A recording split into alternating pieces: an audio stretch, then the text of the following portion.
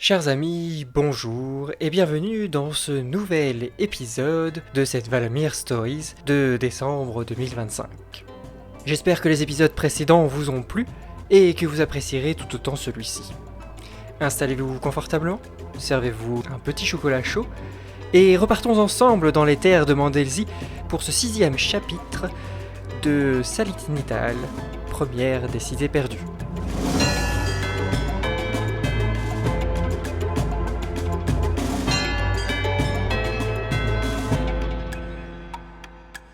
Chapitre 6. Départ à l'aventure. Des jours durant, Alfred Valamir et Elmoton Meshawi avaient écumé la bibliothèque universitaire ainsi que la bibliothèque de Silit à la recherche d'indices sur la cité de Salit Nital. Leur récolte avait été très maigre. Néanmoins, ils avaient mis la main sur un poème. Celui-ci n'était pas particulièrement explicite, mais déjà, il attestait, du moins dans les légendes, de l'existence de cette cité. Le poème, dénommé Le trésor du port d'Enital, commençait en ces mots. Dans le port d'Enital dort un éclatant cristal. Cette pierre magistrale rendrait envieux notre général.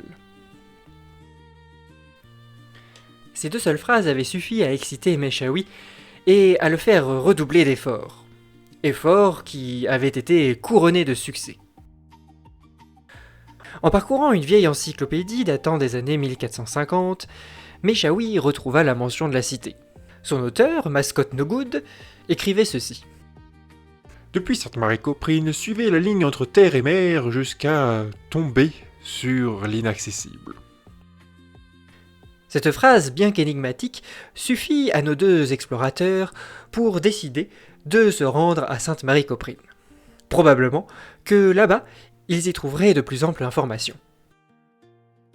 Alfred prit le temps de parcourir cette encyclopédie dans son entièreté, à la recherche d'éventuelles autres informations. Il était tombé sur le symbole d'Enital. Il s'agissait d'une encre stylisée, avec à son sommet une sorte de diamant, entouré de deux animaux qui pouvaient soit ressembler à des abeilles ou éventuellement à des poissons volants. Quelque chose d'assez remarquable et d'assez reconnaissable pour nos deux explorateurs. Ils décidèrent d'en faire une copie, de la conserver précieusement, pour éventuellement la comparer à tout symbole qu'ils retrouveraient sur leur chemin. Les jours suivants furent dédiés à la préparation de leur voyage. Il s'agissait d'acheter des billets de train, de rassembler quelques matériels afin de pouvoir barouder librement, de prévenir ses proches, en tout cas pour Alfred, afin que ceux-ci sachent à peu près où il allait.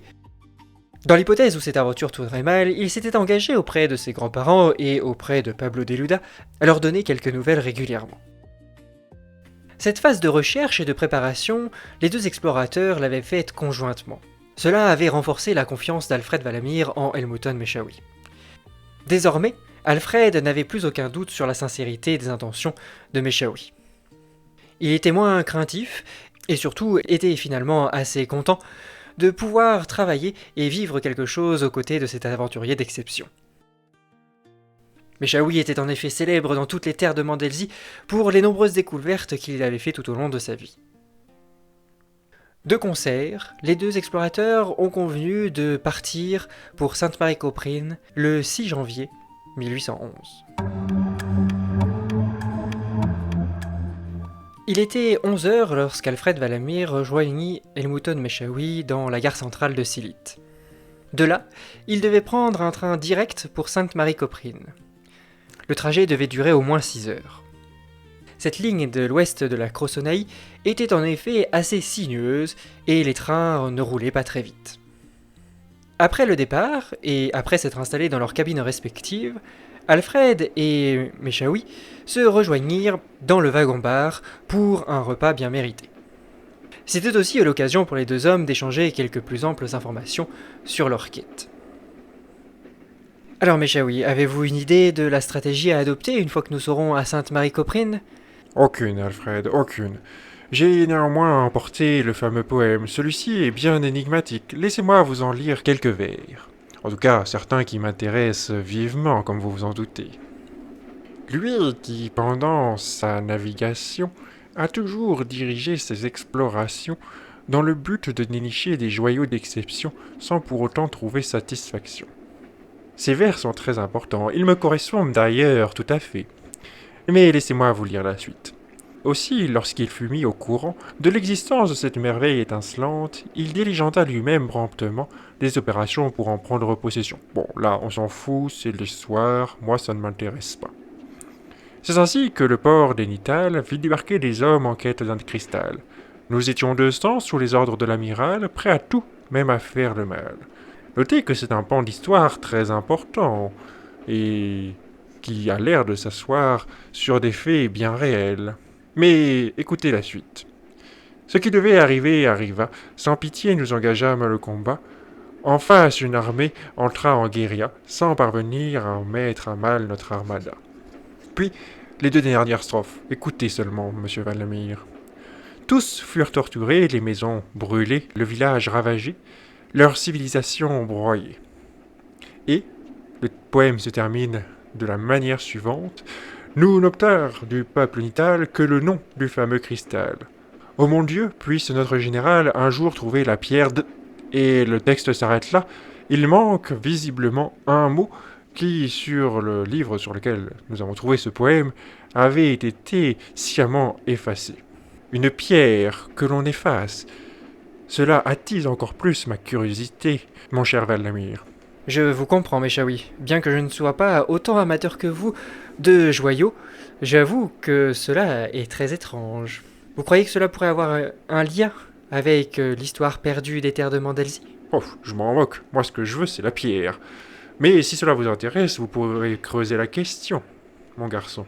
Un peu que ça m'intéresse. Et Valamir partit dans ses pensées. Il regardait dehors défiler les paysages et les basses montagnes du centre de la Cressonnerie.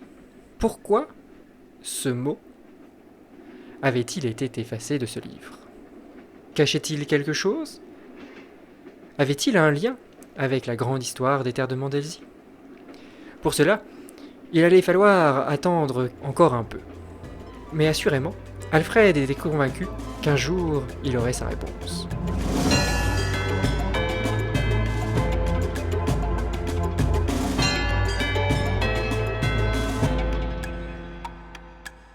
Merci d'avoir regardé cet épisode, on se retrouve dès demain pour la suite. En attendant, n'hésitez pas à partager cette vidéo, à laisser un petit commentaire, à vous abonner et à laisser un petit like si ça vous a plu. Allez, merci et à demain.